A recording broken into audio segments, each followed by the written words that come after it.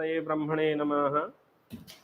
आज कल हम लोग जो पढ़े थे उसी के आगे पढ़ेंगे। कल हम लोगों का विषय क्या था ना, स्थूल और सूक्ष्म काल दो भेद में था। काल की विभाजन के विषय में हम लोग पढ़ रहे थे। काल विभाजन में एक जो विषय हमारा था वो अंतकृत काल और कलनात्मक काल। कलनात्मक काल जो है वो दो प्रकार के हैं, एक मूर्त काल और दूसरा अमूर्त काल।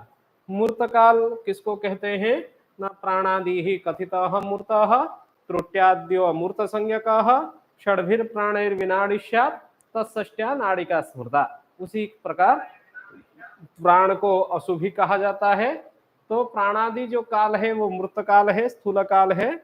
और स्थूल काल के विभाजन में प्राण से लेकर के विनाश पर्यंत जो काल है उसको स्थूल काल कहेंगे, और त्रुटि से लेकर के प्राण तक का जो काल है वो सूक्ष्म काल है।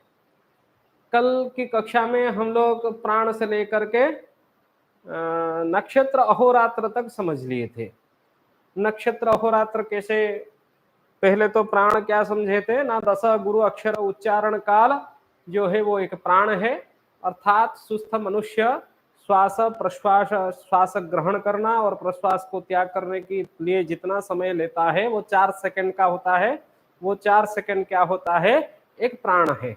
दस गुरु अक्षर उच्चारण काल, अव्याहत दस गुरु अक्षर उच्चारण काल, उसको प्राण कहा जाता है। और 6 प्राण का एक पल होता है। एक पल मतलब एक विनाड़ी है, और उसको लिता भी कहा जाता है। और 60 विनाड़ी का एक नाड़ी। तो यहाँ प्रश्न है, 60 विनाड़ी यदि एक नाड़ी व 60 पल का एक घटी हो जाए, यदि 60 घटी का एक अहोरात्र है, 60 घटी का एक अहोरात्र है, 60 घटी में कितने प्राण होगा? कभी कभार यह प्रश्न भी पूछ लेता है, षष्ठी बा एकस्मिन् अहोरात्रे कति प्राणाः भवन्ति। यह यदि प्रश्न पूछे तभी उसका आंसर क्या होगा, 6 पल बराबर एक क्या होता है, 6 पल का एक प्राण होता है। पिछले विषय में हम लोग समझे थे, सॉरी 6 प्राण का एक पल होता है।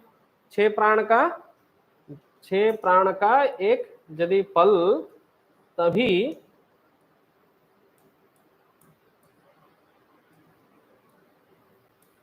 60 पल में एक घटी है। और एक अहोरात्र में कितने घटी है, 60 घटी है। तभी हमारा प्रश्न क्या है, एक अहोरात्र में कितने प्राण होते हैं? एक सुस्थ मनुष्य कितने बार एक अहोरात्र में श्वास प्रश्वास को ग्रहण करना और त्याग करना कितने बार वो कर लेता है? यह भी वैज्ञानिक वाले जो साइंटिस्ट है, जो हमारे डॉक्टर श्रेणी के जो लोग हैं, चिकित्सक हैं, उसको भी ग्रहण करते हैं। 21,600 प्राण कैसे हो गया? 21,600 प्राण एक अहोरात्र में।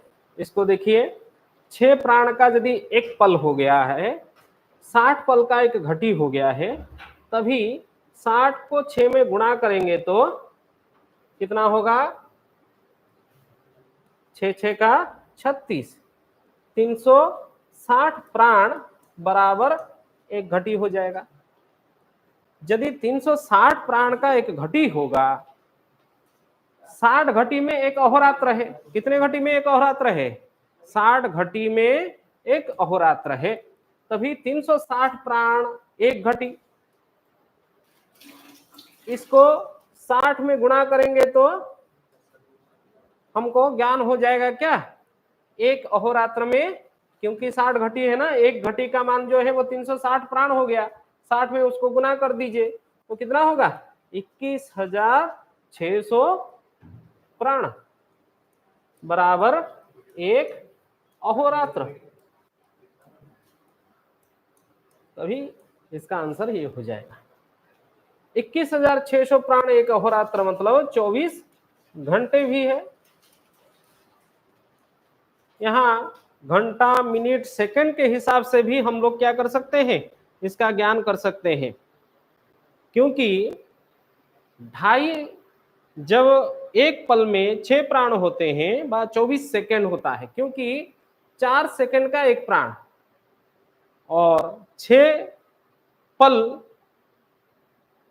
व 6 विघटी व 6 प्राण, यदि उसका हम ज्ञान करेंगे 6 प्राण का मान 6 को 24 में गुणा कर देंगे तो कितना होगा, 24 हो जाएगी। 24 सेकंड का, क्योंकि 4 सेकंड में एक प्राण, 24 सेकंड में कितने प्राण हो जाएगा, 6 प्राण हो जाएगा।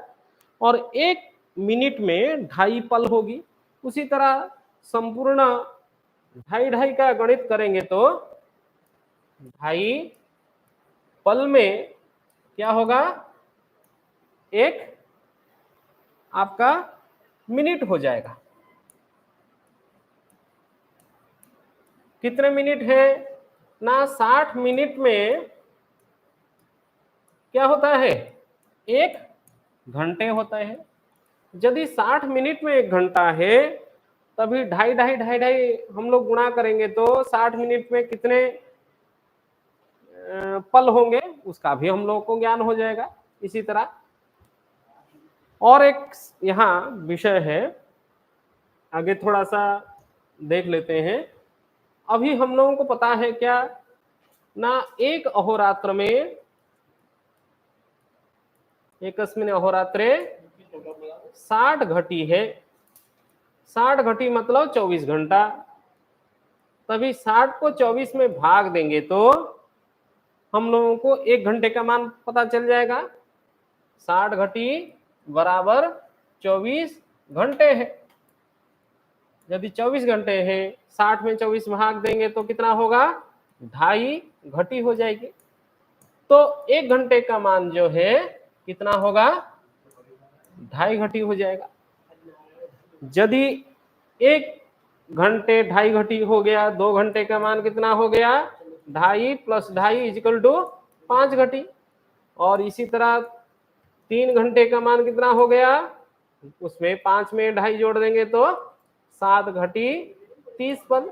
इसी प्रकार टोटल जोड़ते चलेंगे तो 4 घंटे का मान 10 घटी और 5 घंटे का मान 12.5, 6 घंटे का मान 15, ऐसे 2.5 प्लस करते चलेंगे तो हमारा पूरा संपूर्ण 24 घंटे का मान हम लोगों को ज्ञान हो जाएगा। इसको भी प्रैक्टिस कर लीजिए, कभी पूछ सकता है, नहीं भी पूछ सकता है। ये 2.5 का गणित हम लोगों को भी ज्ञान होना चाहिए। और आगे जो सूची त्रुटि से लेकर के, माने सूक्ष्माति सूक्ष्म काल क्या था, त्रुटि। एक स्थूल काल था, एक सूक्ष्म काल था। और सूक्ष्म काल का प्रारंभ कहां से हो रहा था, त्रुटि से लेकर के प्राण तक हो रहा था। तो उसमें सूच्या भिन्ने पद्मपत्रे त्रुटिरीत्य अभिधीयते। तत्षष्ट्या लिक्षकं प्रोक्तम, तत्षष्ट्या रेणुरित्युक्तो रेणुषष्ट्या लवः स्मृतः, तत्षष्ट्या लिक्षकं प्रोक्तम, तत्षष्ट्या प्राण उच्यते। इसी प्रकार के सूची भेदन काल पद्मपत्र में, पद्मपत्र अति कोमल होता है, अति पतला भी होता है, और सुई में उसको छेद करने के लिए जितना समय हम लोगों को लग जाता है, और छेदन करने के पच के उसमें छेद हो जाएगा। उसी छेदन करने के लिए जितना समय हमको लगेगा, वह समय जो है उसको त्रुटि कहा जाता है। भास्कराचार्य इसको कहते हैं यक्षणो निमेषस्य खराम भागः। यक्षणो मतलब पलक झपकते ही जितना समय लगता है उसका 30 भाग। यक्षणो निमेषस्य खराम भागः। खराम मतलब अंकानाम भामत गति के नियमों के अनुसार उसको 30 कहा जाता है। 30 में भाग दे दीजिए, माने पलक झपकने के लिए जितना समय लग रहा है उसको 30 में भाग दे दीजिए, उसको तत्पर कहा जाएगा।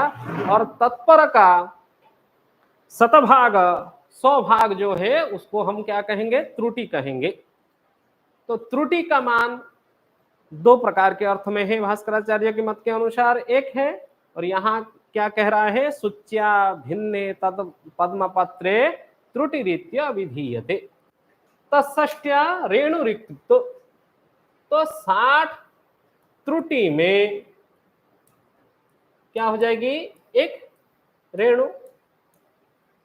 रेणु षष्ट्या लवः स्मृतः, 60 रेणु में क्या होगा, एक लवः।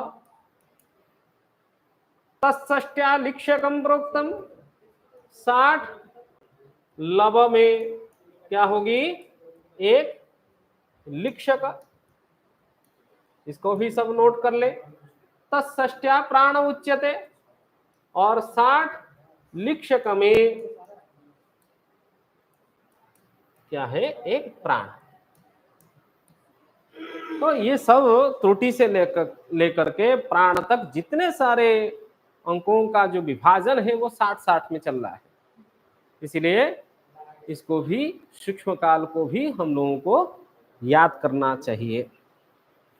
इसके बाद नेक्स्ट, जब हमारा यह पूरा विभाजन हम लोगों को कहां से, त्रुटि से लेकर के प्राण तक ज्ञान हो गया है, और प्राण से लेकर के नक्षत्र अहोरात्र तक व नक्षत्र मास तक पता चल गया है।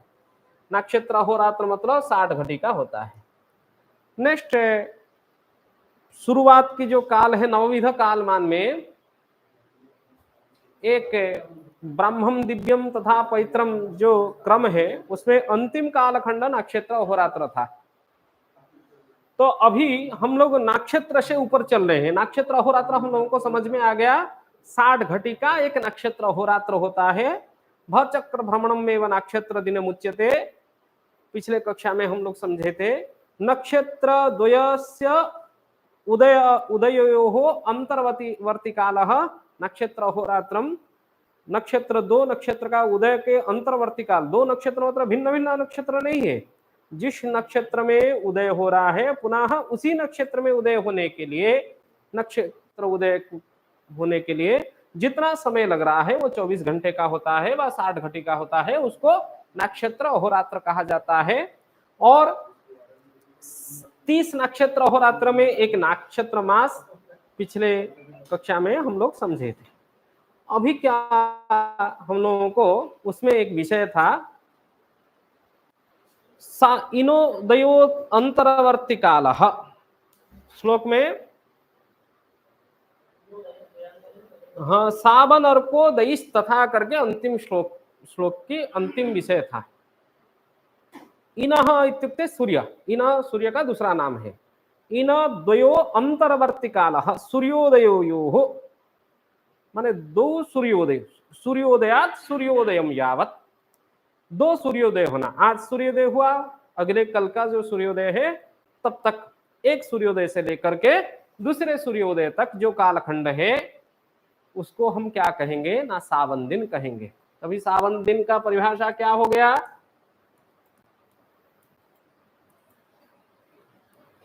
सूर्योदयात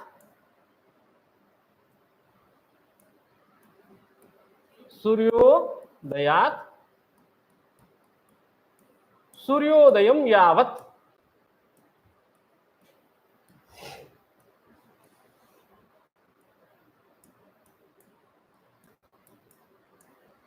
उदयात उदयम यावत भूमि सावनवासरः वा मेदिनी दिनम वा कुदिनम वा पृथ्वी दिनम। इसी प्रकार सावन दिन के कई सारे नाम है। कुदिन भी कहा जा सकता है, उसको मेदिनी भी पृथ्वी का नाम है, इसलिए मेदिनी दिनम भी कहा जा सकता है। कुदिनम, मेदिनी दिनम व भूदिनम। उसी प्रकार पृथ्वी संबंधित जो दिन है वह क्या है, सावन दिन है। तो कई सारे क्वेश्चन इसमें सावन दिन भी पूछा जा सकता है, कुदिनम भी पूछा जा सकता है, मेदिनी दिनम भी पूछा जा सकता है, भूदिनम भी पूछा जा सकता है। सभी का आंसर क्या है, यही है, सूर्योदयात सूर्योदयम यावत सावन दिनम। तो एक सूर्योदय से दूसरे सूर्योदय तक जो कालखंड है सावन दिन, उसको कहा जाता है। आप मन में प्रश्न होगा, वह भी 60 घटिका होगा व 24 घंटे का होगा? नहीं है। नक्षत्र दिन जो है वही सावन दिन है, ऐसा कभी भी संभव नहीं है।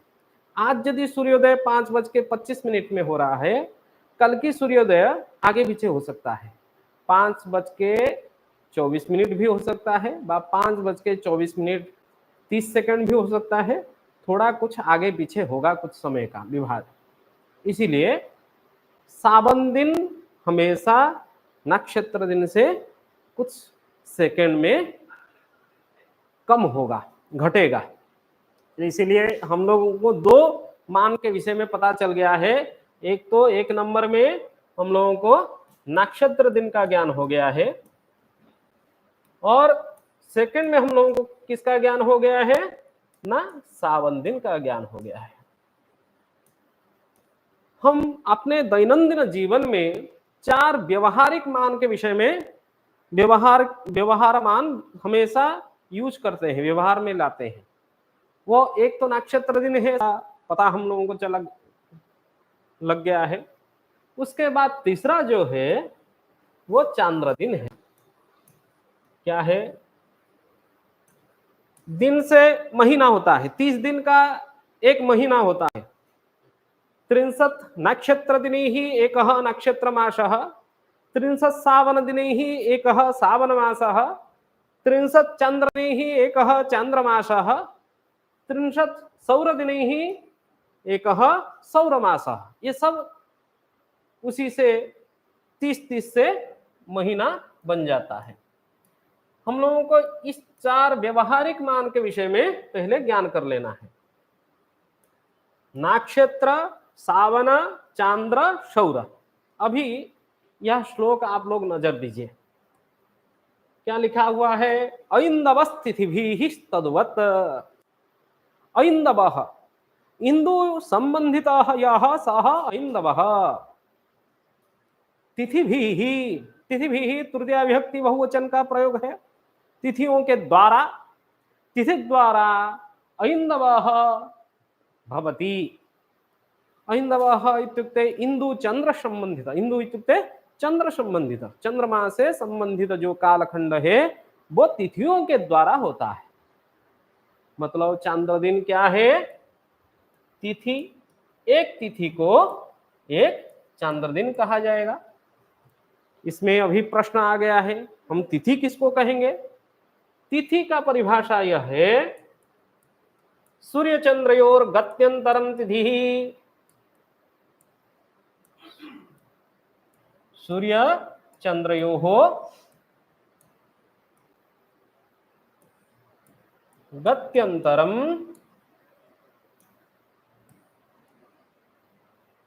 तिथि।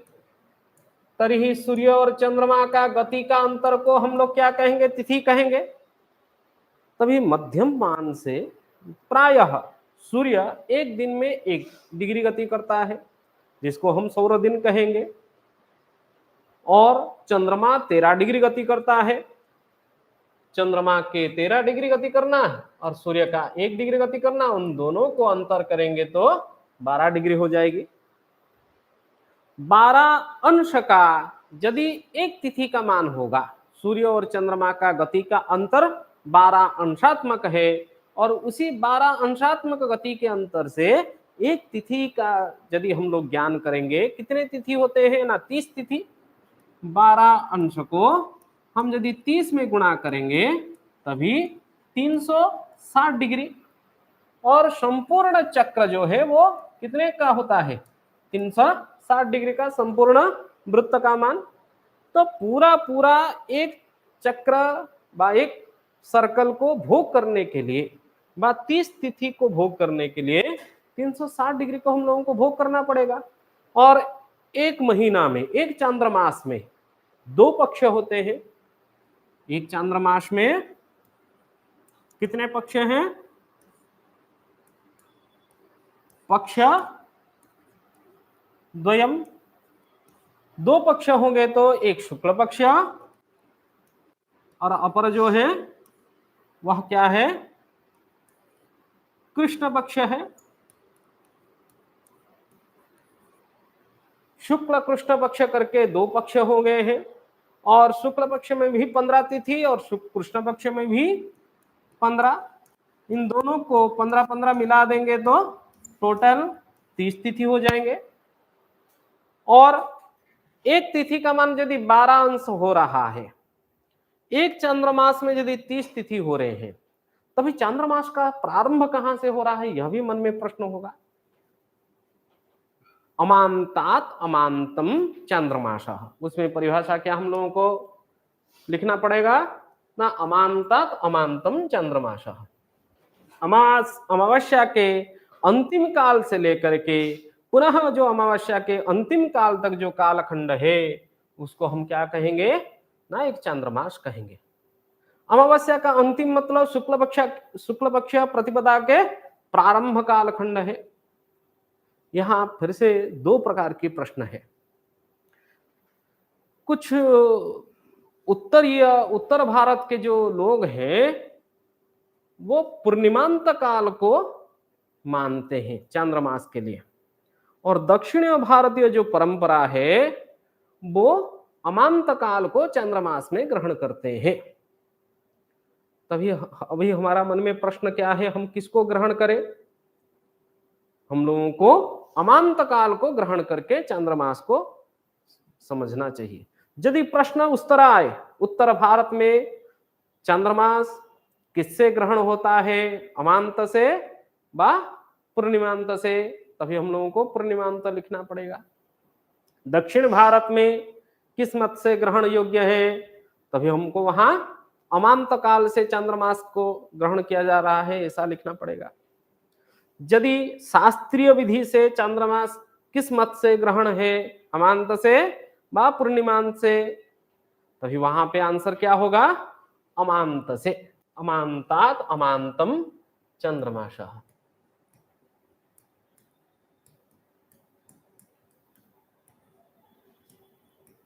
अमावस्या के अंतिम काल से लेकर के अमावस्या के अंतिम कालखंड तक अमांतात अमांतम यावत चंद्रमासः।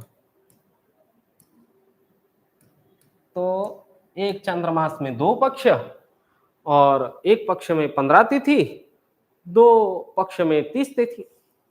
तो शुक्ल पक्ष के प्रतिपदा से लेकर के अमावस्या के अंतिम तक जो कालखंड है वह भी चांद्रमास है। कोई अमांतात अमांतम चांद्रमास परिभाषा यदि लिखे वह भी सही होगा। और शुक्ल पक्ष प्रतिपदातः प्रारभ्य अमांतम यावत यह कालखंड सच काल चंद्रमासः, ये दोनों परिभाषा भी सही होगा।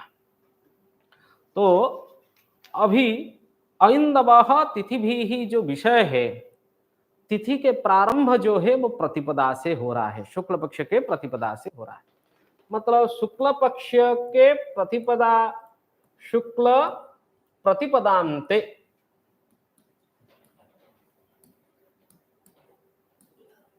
सूर्य चंद्रयोर गत्यंतरम कितना है ना, 12 अंश का। सूर्य चंद्रयोः गत्यंतरम कितना है, 12 अंश का हो जाएगा। यदि प्रतिपद के अंत में 12 अंश हो गया, द्वितीयांत में कितना होगा, द्वितीया के अंतिम काल में कितना हो जाएगी, यह 12 अंश, एक तिथि का मान 12 अंश है, 12 जोड़ देंगे तो 24 अंश हो जाएगा।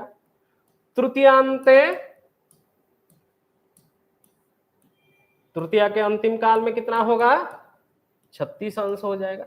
इसी प्रकार जोड़ते जोड़ते 12 आप जोड़ करके जब पूर्णिमा अंत में पहुंचेंगे,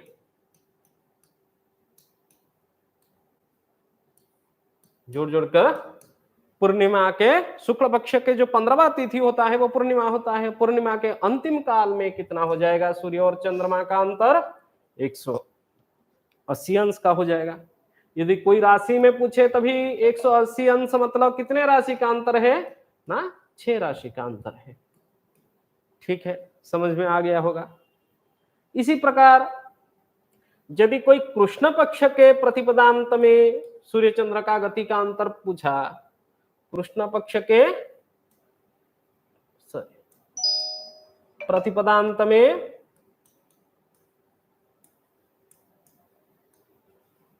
कितना है सूर्य चंद्र का गति का अंतर? 180 में 12 जोड़ देंगे, कितना होगा? 192। इसी प्रकार आप कृष्ण पक्ष के द्वितीयांत में और 12 जोड़ेंगे। इसी प्रकार 12-12 जोड़ जोड़ करके अमावस्या के अंत में, अमांते, अमावस्या के अंत में सूर्य चंद्रमा की गति का अंतर कितना होगा?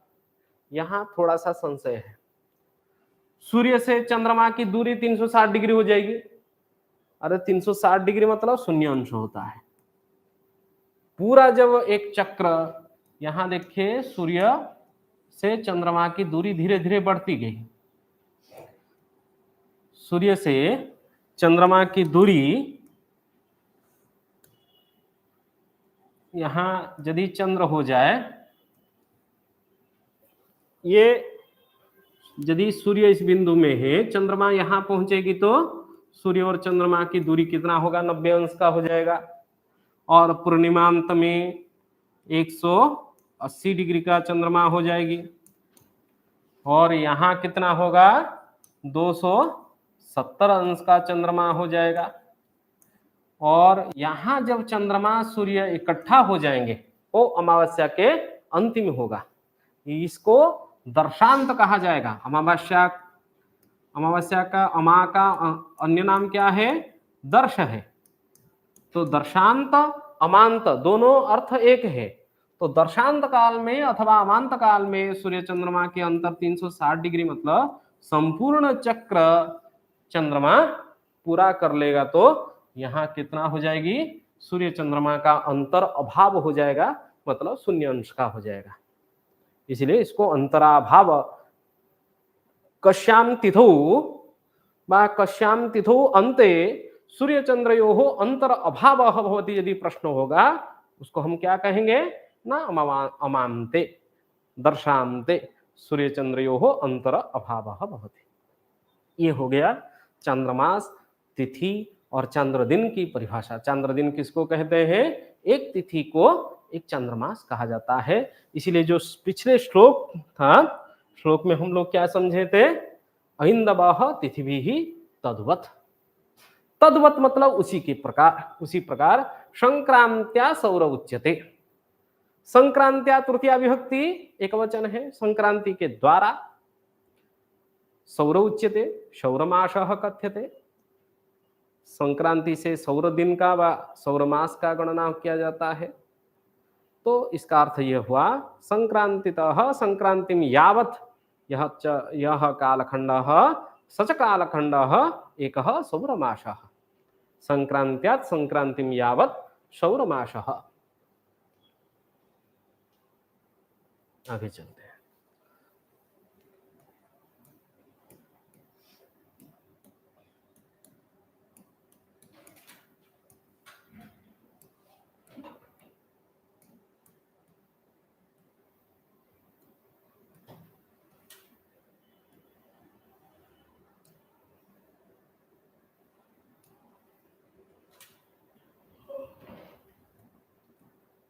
यावत् सौरमासः। तो सौरमासः यदि संक्रांत्यात् संक्रांतिं यावत् सौरमासः भवति तर्हि 12 सौरमासेषु 12 सूर्यस्य संक्रमणं, संक्रांति इत्युक्ते सूर्यस्य एक राशौ संक्रमणं। सूर्य एक एक राशि में प्रति माह 14 या 15 व 16 तारीख को एक एक राशि में प्रवेश करता है, संक्रमण करता है। उसी कालखंड को हम क्या कहते हैं? संक्रांति कहते हैं। तो 12 महीना में 12 संक्रमण 12 राशि में करता है सूर्य, तो 12 संक्रांति होते हैं। तो संक्रांत्यात् संक्रांतिं यावत् यः सौरमासः स च सौरमासः 12 मासेषु भवति। तर्हि 12 मासेषु 12 राशौ सूर्यस्य संक्रमणं भवति। यथा मेषमासे मेषराशौ संक्रमणं, वृषमासे वृषराशौ संक्रमणं, मिथुन मासे मिथुन राशौ संक्रमणं। प्रति मास में एक एक राशि में मेष, वृषा, मिथुना, कर्क, सिंह, कन्या, इसी प्रकार 12 राशियों में सूर्य का जो संक्रमण कालखंड है वह 14, 15 अथवा 16 तारीख को होता ही है। और एक संक्रांति से लेकर दूसरे संक्रांति तक जो कालखंड है वो एक राशि का भोग कालखंड है। तभी 12 राशि को 12 महीना में यदि भोग करेगा, एक राशि 30 अंश का होगा, क्योंकि संपूर्ण सर्कल कितने 360 डिग्री का होता है। और 360 डिग्री को हम पिछले पढ़े थे, 12 में भाग देंगे तो एक राशि का मान कितना होगा 30 अंश का हो जाएगी। यदि एक राशि का मान 30 अंश होगा, 30 अंश भोग करने के लिए सूर्य को एक महीना लग जाता है। जैसे चंद्रमा संपूर्ण 12 राशि एक महीना में भोग कर लेता है, परंतु सूर्य क्या कर रहा है, एक महीना में, एक सौरमास में एक राशि भोग कर रहा है, उसको सौरमास कहा जाता है। तो 30 डिग्री 30 अंश भोग काल को एक संक्रांति भी कहा जाता है। सूर्य का 30 अंश भोग काल को हम क्या कहेंगे, एक सौरमास कहेंगे।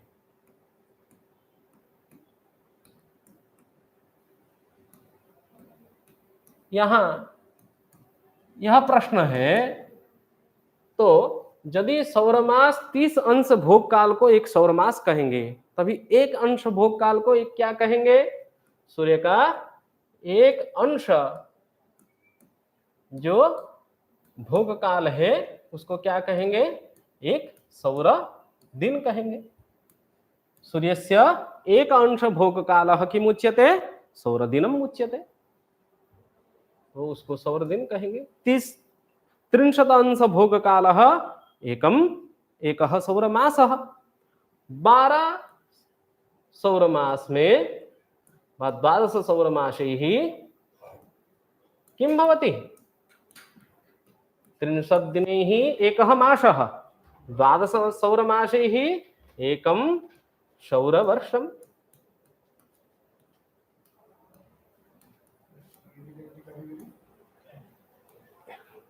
इसमें यह हम लोगों को श्लोक देखना है, मासेर्द्वादशभिर्वर्षं दिव्यं ततः उच्यते।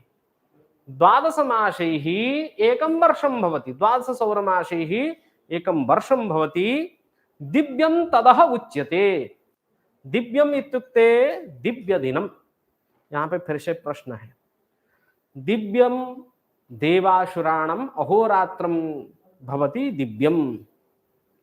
देवता और असुरों का जो अहोरात्र है उसको दिव्य दिन कहा जाता है।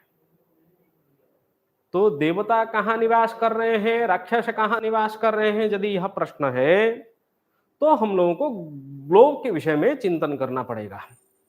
आप लोग ग्लोब देखे होंगे और उसमें जो ग्लोब है वो यह है, और इस ग्लोब में इस रेखा को विषुवत रेखा कहा जाता है। जो बीचों बीच एक रेखा गया है, यह रेखा क्या है, विषुवत रेखा है। यह रेखा, इसी विषुवत रेखा क्या करता है, संपूर्ण गोल को 2 भाग में बांट देता है। 2 भाग में बांटने के बाद यहां एक पोल रहता है, यहां भी एक पोल रहता है। इसको नॉर्थ पोल, इसको साउथ पोल कहा जाता है। उत्तर मेरु व सुमेरु, यह कुमेरु है। सुमेरु में देवताओं का निवास है और कुमेरु में राक्षसों का निवास कहा जाता है। यदि सुमेरु में देवताओं का निवास और कुमेरु में राक्षसों का निवास, यह वृत्त विषुवत रेखा जो वृत्त है वह इसको नाड़ी वृत्त व काल वृत्त भी कहा जाता है। याद रखना है, यह विषुवत वृत्त के नाम क्या है, काल वृत्त व नाड़ी वृत्त है। इसी वृत्त के ऊपर सूर्य जिस दिन भ्रमण करता है उसको विषुवत दिन कहा जाता है। और यह विषुवत दिन कब होता है ना, 21 मार्च और 23 सितंबर को होता है। 21 मार्च 23 सितंबर को जब विषुवत दिन होता है, सूर्य की भ्रमण इसी वृत्त के ऊपर विषुवत रेखा के ऊपर होता है। तब से लेके जब मेष राशि में, उसको हम मेष राशि में प्रवेश काल कहते हैं 21 मार्च को। और मेष राशि में जब सूर्य प्रवेश करता है 21 मार्च को, विषुवत रेखा के ऊपर भ्रमण कर रहा है, मेष संक्रमण से लेकर के मेष, वृष, मिथुना, कर्क, सिंह, कन्या तक 6 राशि तक जब सूर्य का भ्रमण रहता है, तब वो क्या करता है, धीरे धीरे उत्तर की ओर उठता है। ये 23.5 डिग्री, जैसे पृथ्वी झुका हुआ है 23 डिग्री 30 कला, वैसे ही सूर्य की भ्रमण क्या होता है, 23 डिग्री 30 कला विषुवत रेखा से ऊपर भी आता है और फिर से रिटर्न 23 डिग्री 30 कला तक जाता है। उसको हम क्रांति चलन कहते हैं। क्या कहते हैं? क्रांति चलन। ये उत्तराक्रांति होने के कारण विषुवत रेखा से उत्तर की ओर सूर्य की गमन रहती है और फिर से रिटर्न क्या होता है, जाने के लिए 23.5 डिग्री, आने के लिए भी, लौटने के लिए भी 23.5 डिग्री, और 23 डिग्री जाना और 23 डिग्री लौटना। इसी फिर से 23 सितंबर को इसी विषुवत रेखा के ऊपर सूर्य की चलन रहता है। और दो, इसीलिए हम लोगों को यह समझ में आ रहा है, एक वर्ष में 2 विषुवत दिन होते हैं, एक 21 मार्च को और दूसरा 23 सितंबर को। अभी हम लोगों को जब सुमेरु का पता चला है, देवता निवास कहां कर रहे हैं, ना सुमेरु में, और राक्षस कहां निवास कर रहे हैं, ना कुमेरु में, दक्षिण गोल के नॉर्थ साउथ पोल में, नॉर्थ पोल में देवताओं को परिकल्पना हम कर रहे हैं और साउथ पोल में राक्षसों का परिकल्पना कर रहे हैं। यहां विषुवत रेखा हमारा बीचों बीच है, दोनों के बीचों बीच क्या है, विषुवत रेखा है। और ये विषुवत रेखा क्या करता है, संपूर्ण गोल को 2 भाग में बांट रहा है। तब जब उत्तर की ओर 23.5 डिग्री जाना और आना, संपूर्ण उत्तर गोलार्ध में सूर्य 6 महीना तक रहेगी। मेष, वृष, मिथुना, कर्क, सिंह, कन्या तक 6 महीना तक उत्तर गोलार्ध में रहने का कारण देवताओं को क्या होगा, सूर्य दृश्यमान होगा। और इन देवता हो व राक्षसों हो व सुमेरु में जो निवास कर रहे हैं अथवा कुमेरु में जो निवास कर रहे हैं, उनका जो क्षितिज वृत्त है, यह ऊपर विषुवत रेखा को हम लोग मानते हैं। व नाड़ी वृत्त को देवता और असुरों का क्षितिज मान रहे हैं। क्षितिज मतलब हमको जहां सूर्य का उदय दिखे व सूर्य का अस्त दिखे, वह वृत्त जो है, वो सर्कल जो है, वो क्षितिज कहा जाता है। इसलिए क्षितिज से ऊपर रहने के कारण देवताओं को दृश्य होता है।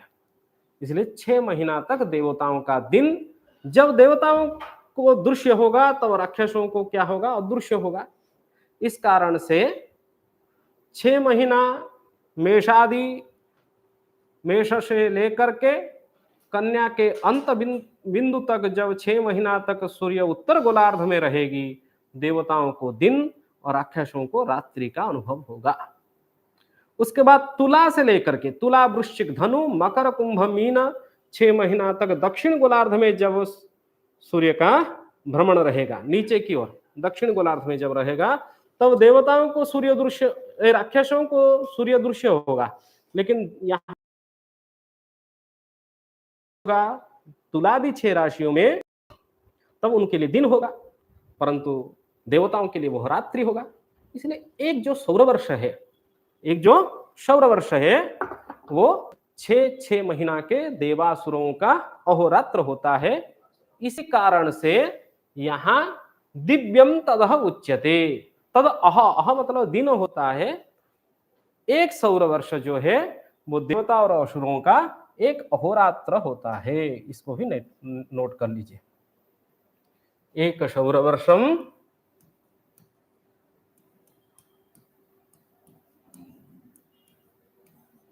देवासुराणम एक अहोरात्रम, एक दिव्य दिनम भी लिख लीजिए। उसी को क्या कहा जाएगा ना, देवासुराणम, देव और असुरों का सुराणम अहोरात्रम। इसका अर्थ यह हो गया, हमारा जो एक सौरवर्ष है वह सौरवर्ष देवासुरों का, देवता और असुरों का एक अहोरात्र है। इसी में विषय को यहाँ रखते हैं और कल इसको क्षितिज क्या है और क्षितिज से कैसे ऊपर नीचे होके हमारा भी सूर्योदय होता है उसको समझेंगे और आगे के विषय कल चर्चा करेंगे। सबको धन्यवाद।